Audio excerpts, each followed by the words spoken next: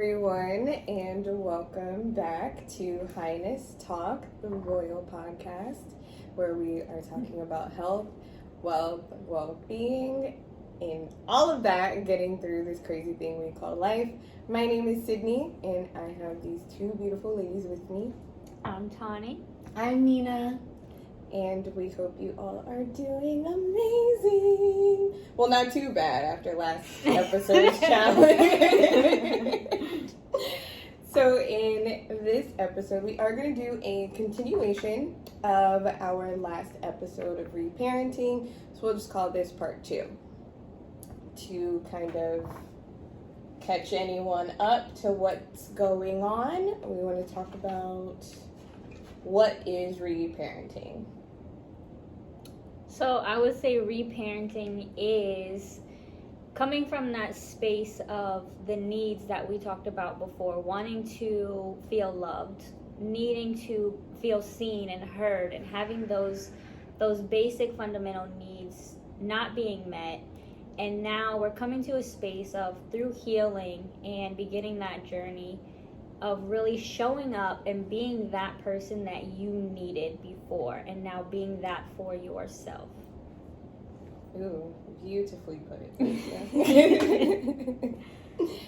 And so in this episode, we can get into what we touched on briefly at the end of our last episode, that there are 4 pillars, blocks, sections, if you will, of what reparenting is as a whole.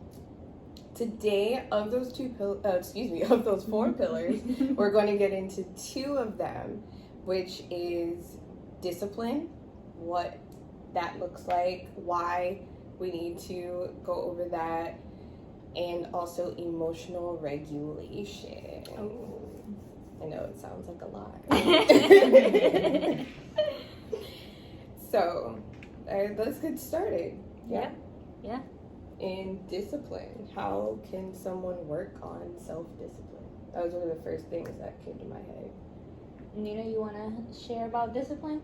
Yes. So I was thinking about discipline because I knew we were going to go into it this week. And for people, I think everyone knows what discipline is, but, discipline is just having healthy habits that we are developing in our day-to-day life. And one thing that you mentioned even last time was that your inner child needed more play. My inner child definitely needs more discipline. It's like the opposite.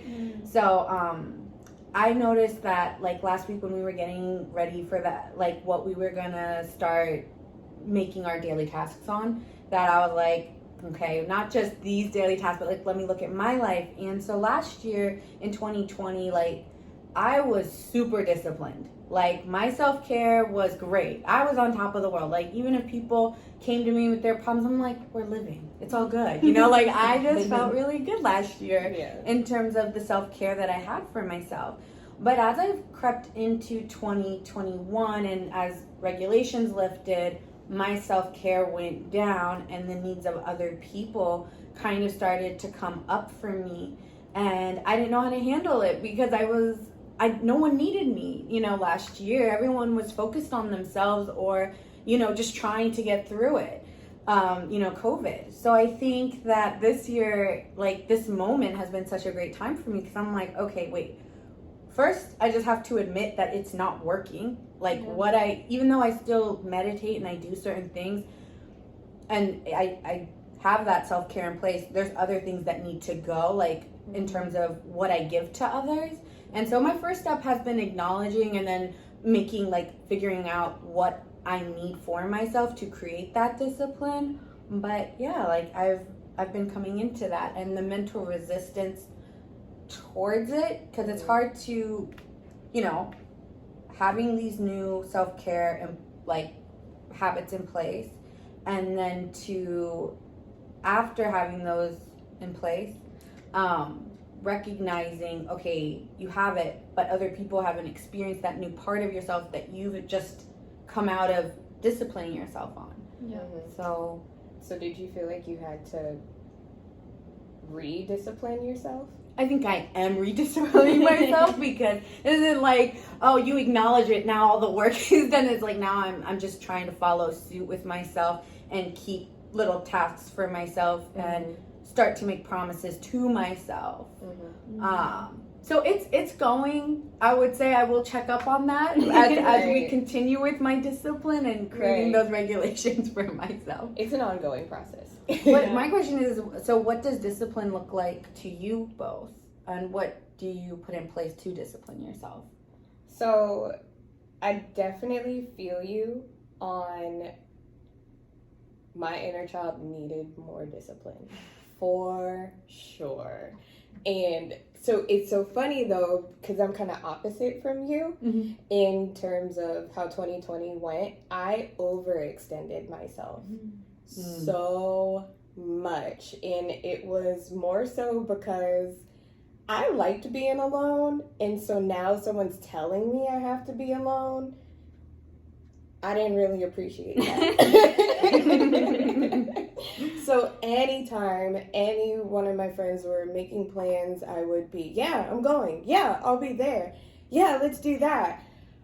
I'm here for all of it. I don't want to miss anything. And I was just getting further and further away from myself. So then 2021 comes around and it was definitely already kind of in my head that I was spending too much time not with myself. And then confirmations came as well that I was not spending enough time with myself. So it was really good to go through that and find out how I can discipline myself. So one of my ways that I've mentioned in a previous episode is reward after responsibility, because I also identified that that was the way that me as a child got stuff done. If I knew there was, and even me as an adult, there's a motivation behind it to do something and get something done. And I gave myself that instant gratification a lot and way too often. So discipline is definitely something I'm still working on. But did that answer your question? Yeah, no. Okay. I'm sorry. Question. I was looking at me like I had something else to say. What about you, Tani? It's so beautiful to see, like you said, the opposite spectrums, because I feel like I, from childhood, lived my life so disciplined, so structured and restricted that it's like, I'm on the opposite frame where it's like I have to remind myself, like, okay, you can have fun. I guess it's a part of discipline is balancing out discipline and fun for me now. Learning how to bring in and balance the both of them. And for me, I feel like prior to 2020, I was already in like an isolation phase, and because for myself, I know that I was being prepared to be called upon and to be used of service for 2020 and 2021. And so I had all of my self-care and all of these boundaries and all of these habits in place. But it's different when they're in place with just you personally in isolation, because now they're not being tested. Exactly. So then when it was time for me to really step out there and get into all of the things and all of my gifts and use them and really being, called upon from other people, learning how to now utilize the things that I put in place for myself, those habits, and mixing that with people wanting me to pour into them. So it was a completely different space of just learning how to balance that and learning how to let that flow. Yeah, also like talking about, one thing that I did this past week in terms of discipline and coming off of reparenting, when kind of has to do with the challenge, but not exactly with the challenge, but I had to ask myself, okay, so what does a good parent look like to me?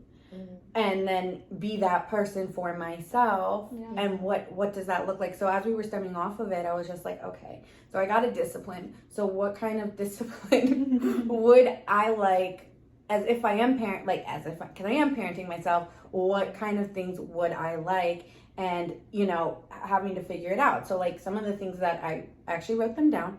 So, some of them that I wrote down was obviously discipline, but also, like, feeling safe within my discipline. Like, not doing it to the point where it doesn't feel good. Because if it feels like a chore for me, I already know, like, I have ADHD also. Just want to put that out there. Not that that's an excuse, but, like, I do have hyperactivity. So... if I feel like it's a chore, it's like my brain's gonna just, automatically go, no. So I have to like do things that I like. So one thing that I like is I like making checklists and like crossing them off. So that's to me a good discipline. And then another thing that I wrote is a teacher. So also like doing things that still is keeping me knowledgeable, like reading a book or listening to a podcast, because I recognized, okay, like that's an aspect to a parent that I would assume that they want to implement on me. And then I also wrote like validation of, me pushing through my emotional frustrations, because I've recognized also that like, that I don't necessarily talk to myself the best. So noticing that, and then noticing that I have to even reparent myself in the way that I'm talking to myself, because there's aspects to myself where yes, I do talk well of myself when it comes to my confidence and things like that, but when it comes to making a mistake, I'm really hard on myself. And not to go too much into last episode, but I did have to look at like, okay, how did your parents like punish you, or how did other people punish you, like teachers? And then figure out, why am I so hard on myself, and why do I talk to myself the way I do? And I've been able to like that. I think that's a part of my discipline, is actually noticing those factors too. Yeah, I think that's deep. Yeah, I will say, because I feel a lot of what you just said. And I started actually, thanks to these challenges, what is something that I can add and or take away from my daily routine that will change where I am in. So I like to do 6 months, 9 months, year. Yeah. I try not to think too much about it, but just little things. So for example, I smoke, and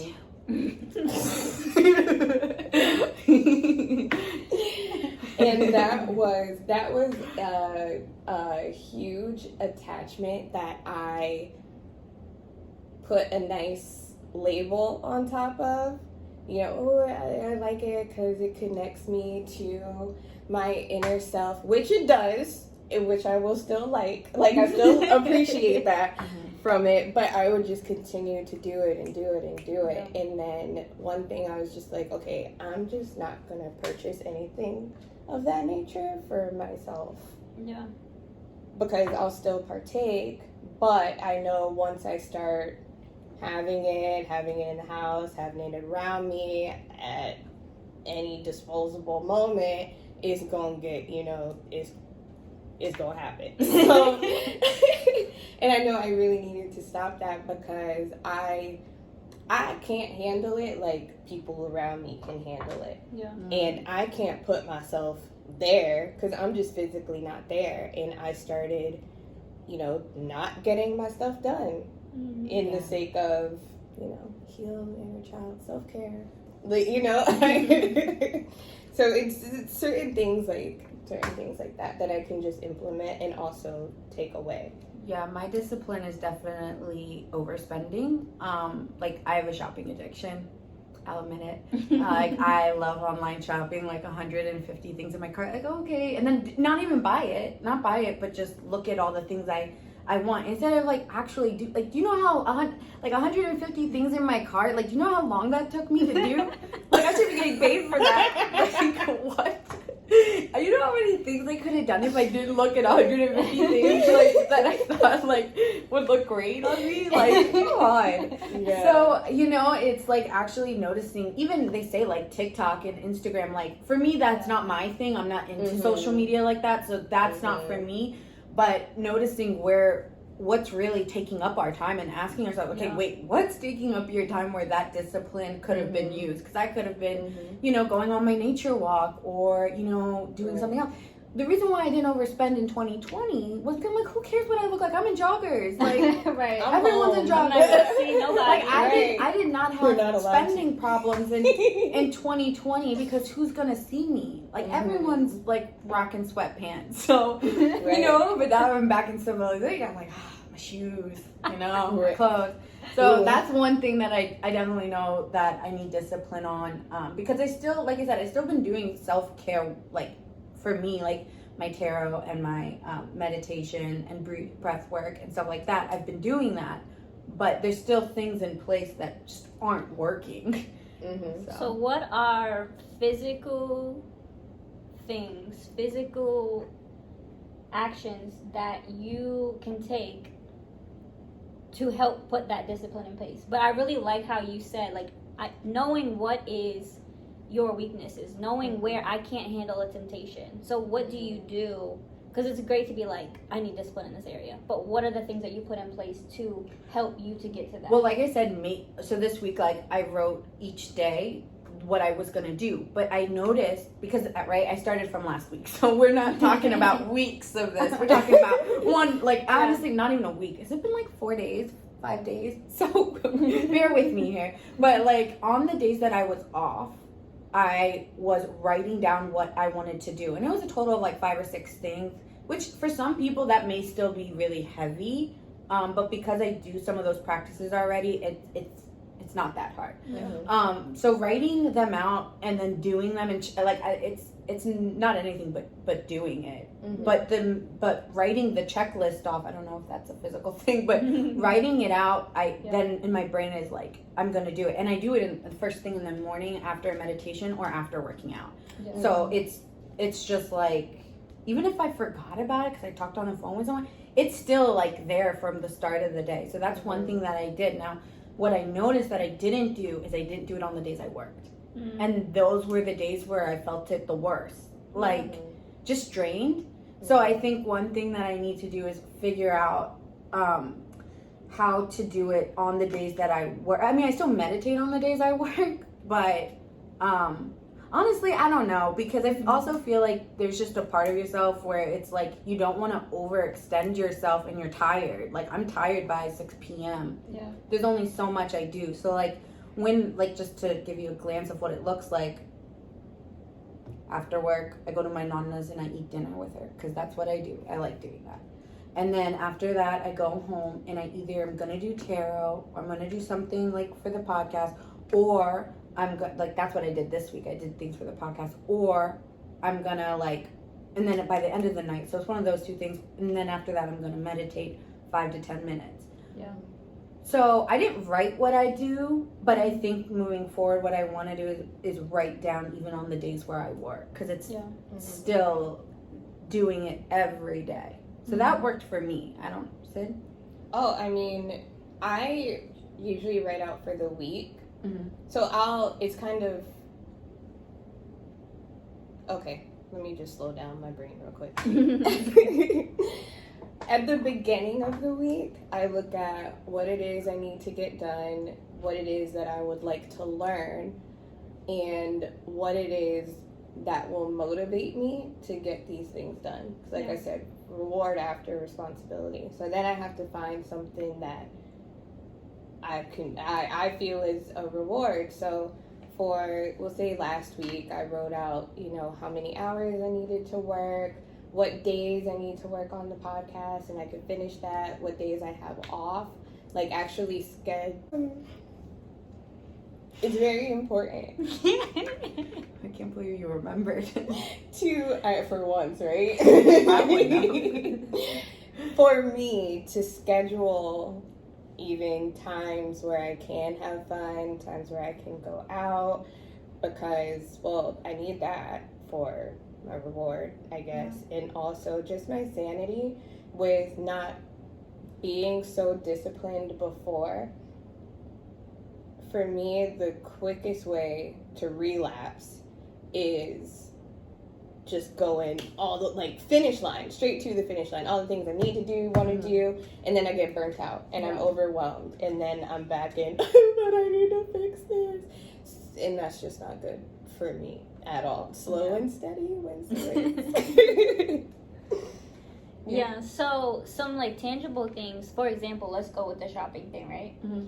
So a lot of people that have that issue, they get tempted, and that comes into play by a lot of advertisements or a lot of emails. So it's like a lot of people can go in, and all of those emails that get sent to you from all of the sites that you shop in, unsubscribe to them jokers. So you're not getting, this is the newest trend, this is the sale for this week, because once you see that, then it's like, I do like what that looks like. Let me go see, like try to eliminate things that will pull you in. Like if I do certain things, like if you don't want to drink and go out and do X, Y, and Z, maybe you have to limit the time that you spend with people that you do those things with. Just putting tangible things in place and knowing what's pulling you into that temptation of coming out of a balanced place for you, and knowing what that looks like. Yeah, I would even say that I wouldn't say that it's like I haven't done it that way. It's just actually an auto response. Like I'm purposefully going on a site and I know I'm doing it.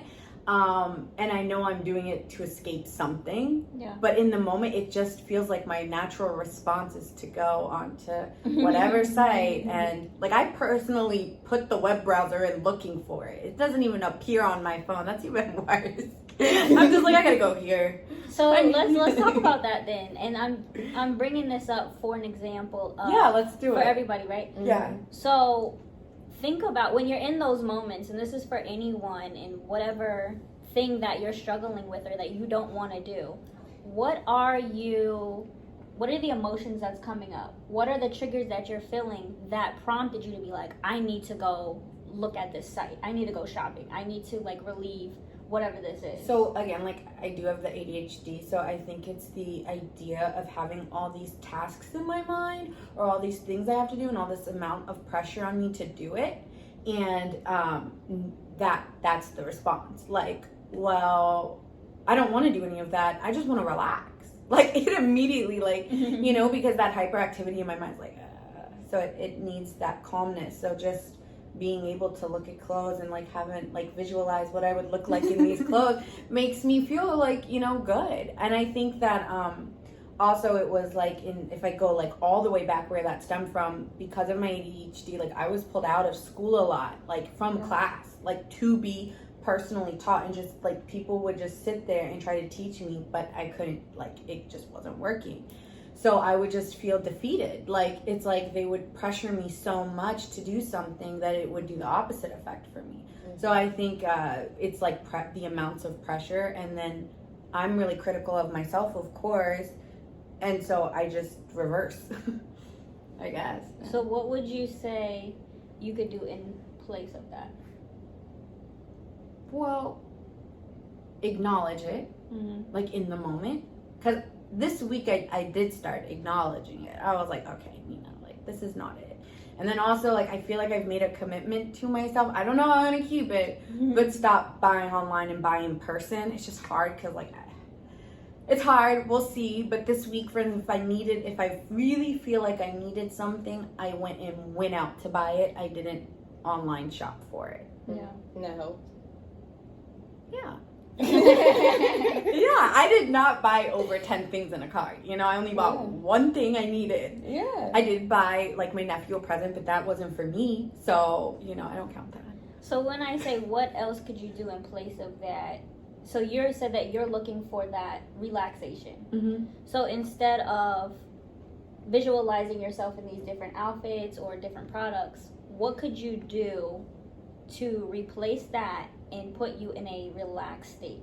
Because that's what you're ultimately seeking, right? Well, I know like I could say meditation, but the thing is I do meditation morning and night. So it's like that's already taking that. Like I've already done that in the day. Like usually that comes like that kind of feeling to like get on my phone comes at like once like I'm almost halfway done my day. Mm-hmm. So like that usually doesn't come like the, of course like it's my start of my day. I'm getting ready. I'm gonna do things, you know. Yeah. But then midway when I'm like, oh, I should do this tarot video, I'm like, oh, look, I worked out. You ate well. You did all these things, Nina. You deserve that. Like, but it's still taking away my time. Mm-hmm. So I convinced myself that I have this leisure. I'm being honest. Well, yeah, I mean, it's one of those things. If you are the only reason that I'm going back and forth with it is because, you know, if you felt like it was an issue. But if you feel like, hey, I got this in balance now, I got this in check, then yeah, we all deserve things that are a pleasure or guilty pleasure. Yeah, so it comes like, it doesn't come in the time where I know I have to do all the work. It's like somewhere in between almost finishing that work. A lot, like I said, like this week I feel like I did do a good job. I'm not hard on myself about this week. Like I feel like I got a lot done that I planned in my mind to do. Yeah. So I'm happy with it. I just I just am noticing my discipline and where it needs to fit. So, yeah. I will say I struggle a lot with, well, recently, with acclimating myself to new things in my schedule. Mm-hmm. I'm just like, it feels like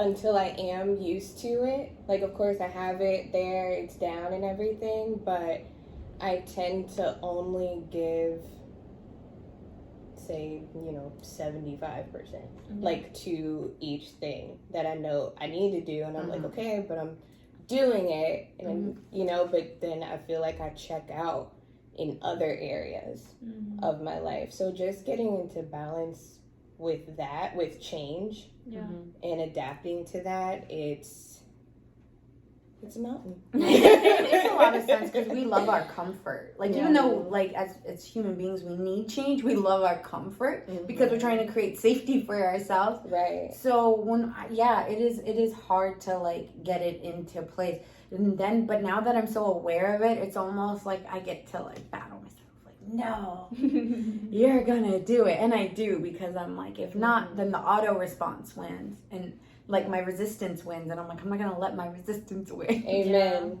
Resist the resistance. Another example I have is, I love movies. I love TV shows. I love watching it. I will binge the mess out of it, especially if it's good. And I altered that in, okay, I'm only going, I even took my TV out of my room. I was so proud of myself for that. That's hard. And I told myself, well, you can do other things while enjoying a movie or while enjoying a TV show. So I would do my makeup while playing a movie, TV show. I watch anime too, y'all. So I would save, so y'all know it's sub and dub anime. Sub is subtitles. Dub is English dubbed, like on top of it. So some animes are only in sub. So you have to read it. It's in Japanese and you have to read it. So I would just save that for, okay, I'll watch 1 or 2 episodes, 3 tops. They 30 minutes. And then I'll get into my meditation and go to bed. So that's how I kind of altered that instead of just tossing my TV out my room and that'd be it. Like, because I just would have brought it right back in 2 weeks later. Yeah. No, feel that. Yeah.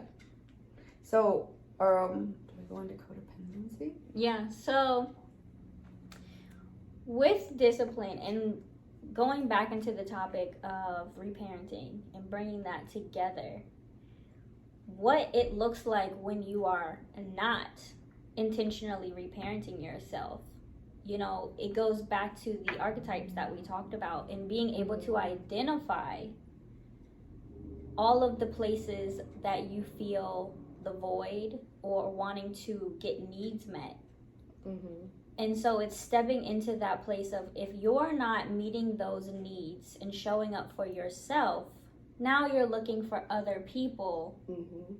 to fill those spaces for you. Mm-hmm. Mm-hmm. And we get into codependency. I am dependent on you to make me happy because I'm not making myself happy. Mm-hmm. And we can be dependent on a relationship, a parent, a friend, anyone, you know. And let's bring it from, if you've been following along with us in my personal journey, I was dependent on mentors. Mm-hmm. And I was looking for them to give me that validation that I wasn't giving myself in that time. Mm-hmm. You know, so a lot of people think codependency is just these romantic relationships, but it's really not. It's anywhere we place that responsibility on another person to meet my need. Mm-hmm. Yeah, mine was, I believe it was one that I've noticed that I am, and especially, like I said, coming back into 2021, more reassurance is definitely like rescuer, like wanting people to need me and actually masking my own needs in the process. And so that's where the discipline for me does need to come in, because even though I had discipline then, now people need me again and I have to be selfish and like, you know, so then I can be selfless to others, because I feel like they go hand in hand actually. Mm-hmm. Mm-hmm. For me, kind of, you know, already touched on this in last year, how I would just be around all my friends all of the time. I was rarely home. She's the life of the party. Yeah. And I say all the time, you know, I just wasn't, I saw it for what it was, but I kept making excuses in order to not call it a codependent thing that I was doing. Yeah. So in showing up for people whenever they call, hanging out with people, you know, just to be that light to them, because I'm going through a not great time. I really should have been home. Yeah. But if I can, you know, if I can be that person that cares, if I can be there for them in that way, that listening ear, that and especially in that time, a lot of people were feeling so alone. Yeah. And I was too, but I felt better by being there for other people, to say that I did something, or to say that I made a difference in someone's day or taught someone something. But it really was, at the core of it, it was a codependent thing that I was placing on my friends, knowing but not wanting to change, not pointing it out. Yeah, and exactly, not wanting to change. Like, I had, like, I don't even know how to call it. Like, it wasn't even a blind eye. I turned a blind eye, I guess. Is that what it's called? Yeah. Like, I would never talk to myself about it. Because why break it up? We're being good people. But exactly. I love the fact that you said that. Because so many people struggle with that aspect of, like, whether it's people pleasing, whether it's the rescue, any of those things, and they don't recognize that it's codependency because they think, I'm the one doing the thing for the other person. This person that I'm doing the thing for is codependent on me. I'm not codependent on them. When in reality, it's a two-way street. It's a two-way street, because if you ask yourself, if I did not show up and do the thing for this other person, are they going to treat me different or look at me different? Am I still going to get that good person mentality?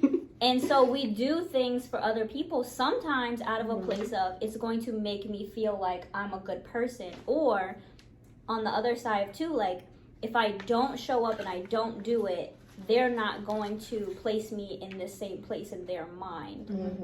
And also, like, as we talk about, like, reparenting, it's all, it's hard to figure it out if it's how you saw your parents being. Like, my parents are very selfless to their own parents. Like, they're taught at a very young age that you're going to handle all my responsibilities, and then you're going to teach your kids to handle all your responsibilities. Yeah. And it's generational, like we were talking about before. So it also stems from that too, where it's like, it's hard for us to recognize it when it becomes how we believe who we are, which it's not who we are, it's just our habitual pattern. And it's hard to get out of that comfort of groupthink, because that's what it is. It's groupthink. Like, you feel bad, I feel bad, let's just all feel good. Like, you know, like, that's all we want.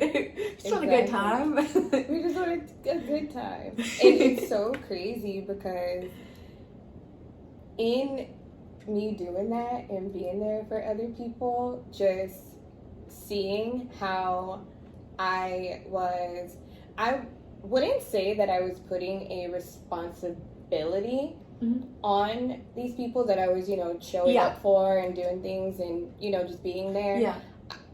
It was more so a validation that I didn't know I was looking for at the time. Yeah. That I wasn't giving myself. Yeah, because we abandon ourselves to give it to others. And like I said, we show that from, I think, our behavior of how we are raised. So I think it's almost natural to us to do that. That was one of my biggest phrases that I learned in 2020, because I know that my gifts have to do with serving people. So it was always that space when somebody came to me, I'm like, well, these are my gifts, so I should be doing them. Yeah. But understanding that it is not always my responsibility. Amen. It is not always my job to come in and save somebody else or fix somebody else. We can't do that for another person. We can help guide someone and encourage them and all of those, equip them with the tools, but it's a fact. You have to do the work. You have to do the work. And it was so many times that it's like I wanted to overextend myself just because that's who I was in the past. And I had to continue to replay in my mind, this is not my responsibility. And that is okay. Me not doing something for someone does not make me a bad person. I had to continually have that conversation in my head. I like that. I like that quote a lot. It's not my responsibility at all. And no, saying that and not allowing guilt to be tied to it. That's a big thing. That is a big thing. I did struggle with guilt a lot, especially in childhood. Especially, I don't even know, not at this moment, but exactly where that came from. I think I have an idea, but we don't realize that we like to get our hands in the pot of other people's lives so often from the place of wanting to help, or whether it's from the codependency place or wherever, and we don't realize we're actually a lot of times hindering another person's journey or hindering another person's walk, because the thing that we are doing for them, now we've prolonged them from learning how to do it themselves. And that's not to say don't ever give or don't ever help. Right. But everything. Yeah, that's not what we're saying. Yeah, but everything is in balance, right? And you have to know, like, when is your time to, step in, and when is your time to allow them to learn. It's just like when you're teaching kids to walk or anything like that, If I continually hold you up while you're trying to walk, you're never going to learn how to do it on your own. Yeah. Yeah. Exactly. That is the truth. Okay. Emotional regulation. Woo! So let's get into that. Yes. So I'm curious, what are y'all's first thoughts about what emotional regulation is? Well, emotional regulation to me is checking in with myself and making sure I feel good. Like, I looked at this week, we'll just take it as the example, and I feel good about my week. I feel like I did what I can. Did I get everything? Pretty much. Like, let me die. Like, I did a lot. So I'm pretty proud of myself. But, like, I journaled a lot this week, and I love writing out how I feel, or like acknowledging new things about myself. So I think for me, that's a huge factor in my own emotional regulation. But I think I've had to acknowledge a lot of it. Yeah. So I think I'm in the acknowledgement factor. And I think that's one of the biggest factors in it, because I was listening to a podcast of a bunch of people like talking about like how their jobs are taking a hold of them, or people are expecting too much of them. But I think like that first step, it's like, and then they're like, what do I do? And I'm thinking like, well, you just said it. Yeah. But it's like we run the hamster wheel and we create the cycle, but I think we actually already know. So if I can just sit with myself and write it out or meditate on it and just like observe what's happening, then I've realized I'm starting to recognize I can figure it out myself. I don't need to tell everyone about my problem to figure it out. Yeah. And it was something that I recognized in a podcast where they were trying to get help. Mm-hmm. And then the hosts, all they did was say, acknowledge it. And I'm like, well, you probably could have said a little bit more about it. But I think, the acknowledgement factor is a huge part of your emotional regulation, and doing it weekly or daily, whatever, fits into your life. Because some people are parents, they can't do it. Maybe they don't have the time daily, I don't know. But like, however it fits into your life. What about you? So my first thought, the first thing that comes to my mind is keeping things in balance, keeping things in check. And so for me, that looks like maybe doing a scan of my body and seeing what are the energies that I'm feeling, and how is that swaying me from one extreme to another that I don't want to be in, and how do I bring that back at all times to center, to balance, and so that comes by way of like, is there something that I need to release? Is there something that I need to address? Things like that. So I thought of, when I heard emotional regulation, of course, on balance, but we're taking in so much all the time, every day. Yeah. We're taking things in, so we need to release them, just how your digestive system works. You take it in and you release that ish. I love that. But yeah, exactly. So it's like, if we're not releasing on a daily basis, that causes pent up emotion. Exactly. And that is, in my opinion and in myself, the quickest way to just retreat back to old habits and old behaviors. So, and also I feel that too much of any emotion takes over you. So we all want to be happy, but we're not going to be happy all the time. And I don't know about y'all, but I'm not learning my biggest life lessons from being happy.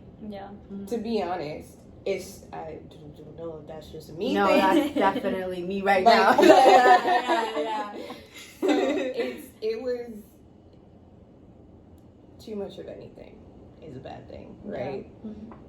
So we need to just always be in check of those emotions and balancing them out. And my next question on that, this is gonna be great, because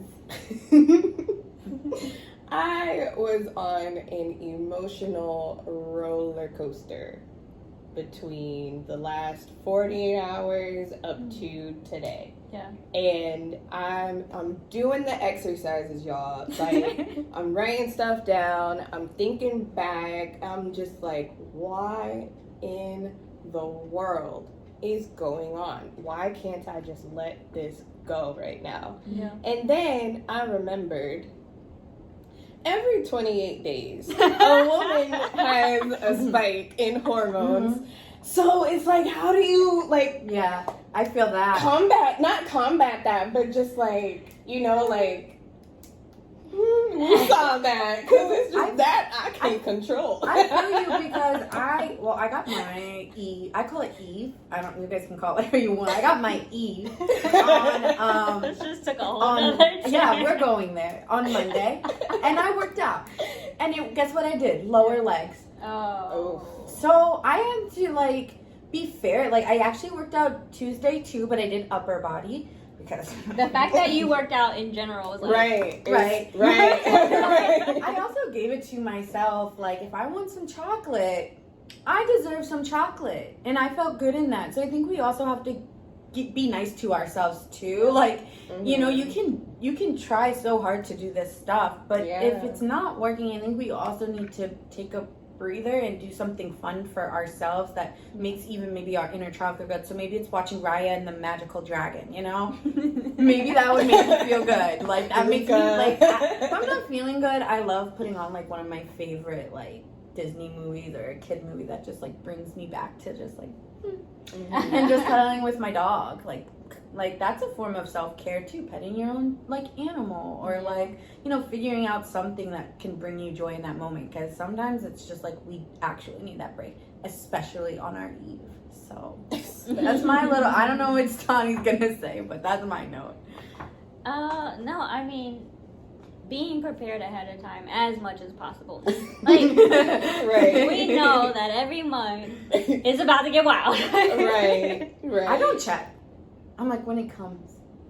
See, this is where the discipline needs to come into play. See, I like to know, like, all right, my emotions are about to be off the hook on this week. So, like, I can, like I said, plan ahead. Because I told you, my discipline is always on the go forever. So it's like, I know I'm going to do a whole lot of other working out super heavy the week before, or, you know, something like that. So upset. Like, you know what happened?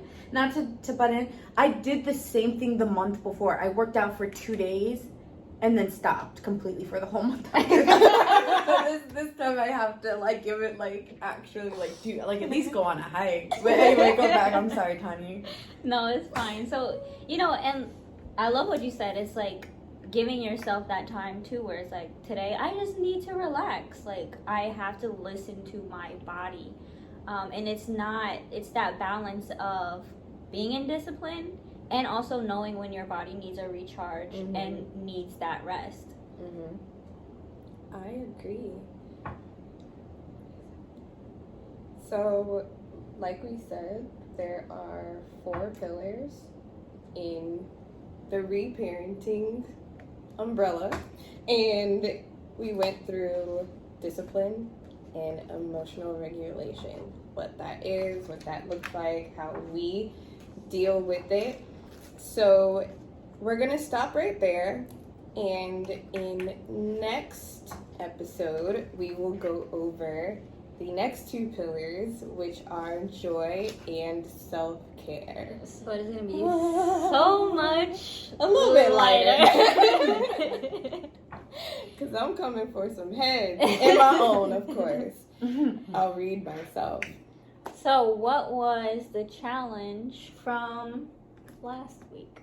Last week's challenge was a journal entry of, at your pace, how many times a day you went to it, how many times a week you went to it. Totally up to you. You can keep that with you, or you can share your experience, because we really would love to hear from each of you. And to really find out what it is that your inner child wanted to say to you for so long. And in that challenge, my inner child was actually just like, thank you. Like, I never said that, but thank you for doing this and getting these things done and getting me out of that situation. And mostly thank you for acknowledging where we still were. And there's still a lot to get done, but it just seems like we're more in sync with, in balance of what needs to get done and how to tackle those things in discipline. What about y'all? Okay, so mine was, it took some time. Yeah. Because, so I had to keep going back to it. So maybe that's why my week was so good on meditating, because I wanted to, like, talk to my inner child and get into that state. But at first it was just like, you know, it was just like giving me replays of the things I did as a kid in my, like, own individual way. And at first I wasn't really understanding. I was like, well, it's not really talking, it's just doing a bunch of things. and I'm just watching it. And then I realized that it was just my own individuality that it wanted to showcase. And by the end of like this week, I got, shine and be you. Like, don't be afraid to put yourself out there. Or if other people don't accept it, that's not my problem. So it's acceptance. Kind of, because I didn't get why I just kept getting images and not a lot of talking. And then there was even one time where it was just full on crying. It was just crying. And it's because, like, to me, like, one, I don't cry often. It's not like intentional. It's just not something that I can proactively do or produce. But yeah, it was a visual of my inner child crying, and like just having to sit with it and being like, you're allowed to cry. Because to me, it's not that my parents never told me to cry. It's just when I would cry, I would be locked in my room. Like, because I said, like, that was my form of punishment. So I like would freak out because I didn't want to be locked in my room, and I would have to get so upset to the point where I would cry myself to sleep. So, and then I realized, like, I always thought crying was like a really bad thing to do, and it was actually over deep frustration that I didn't know where to place my anger or my frustration, so it would just come out in tears. So it was kind of, it's more of like an acknowledgement piece this week. It didn't really say much other than the fact about, it was more of a visual effect than it was a talk That's nice. For me. Yeah. And it's nice that you could take that away from that. Because even in the beginning stages of my journey, I would get something like that. A lot of visuals? Yeah. Okay. Of a lot of action and everything. I would, come out of that and just be like, all right, guess you don't want to talk. But so I love that. I love that you were able to pick that up and figure out what it all meant. Yes. Yeah, it was through the way it went was meditate, talk, like trying to talk or trying to get into a form of visualization, to then prompt into journal prompting like right after, because I kind of knew I was tapping out after a certain point. And I don't think, yes, you can push your meditations if you choose, but for me and my ADHD, there's only so far I can go before we're not even there anymore. So you took your own advice. From last episode. Right. I premeditated on it. No, just kidding. I'm joking. But yeah, so I just had to take my time with it and pace myself. And so the meditation prompted the journal responses. So that's how I did it. What about you, Tony? I would say that I'm in this space of, I do things in levels, right? And now I'm in another next level of not suppressing my full expression of self.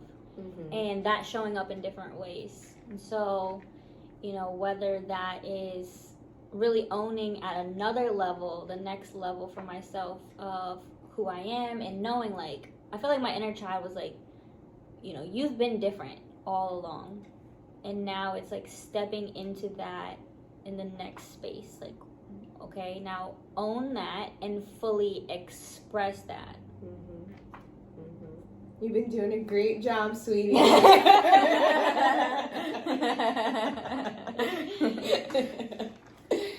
So, this episode's challenge. Does anyone? Take it away. So, the challenge for this week is another journal prompting. Yay! Let me get my pen. I have pretty handwriting, so I love writing. I mean, I don't, according to Sydney. But I still like writing. So no, just kidding, Sid. I do have bad handwriting. I'm a lefty. It's terrible. So taking some time to really be intentional and sit with yourself, because there's so much that we can hold on to, all the way from childhood, or it could be something more recent. And a big thing that we like to hold on to is unforgiveness. And thinking about a time or a space that you may be walking in unforgiveness, and that could be blocking you or limiting you from different areas, and thinking about who you need to forgive that could be somebody else or it could even be yourself. And so really writing that down of how maybe that is affecting you, and then writing out a forgiveness letter to this person or to yourself. And it, you know, not to say that you're giving it to them, but this is really just for your own expression. Read it back to yourself however many times. Put it away to read back to yourself at a later date. Read it aloud. Do a different person every day. It's all in how much you want to heal and grow. I'll leave that there. Anything else y'all want to add? Talk about? I'm good. Awesome. Thank y'all for tuning in to another episode of Dang. I'm thirsty. Another episode. Forgive her. You can put that on your list. Right. Wait for my forgiveness letter, Nina.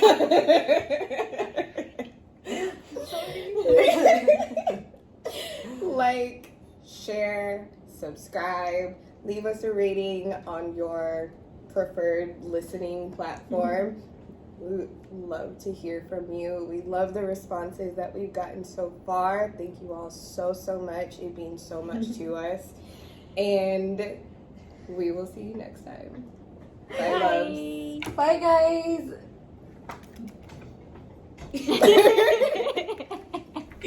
I'm so sorry. My bad.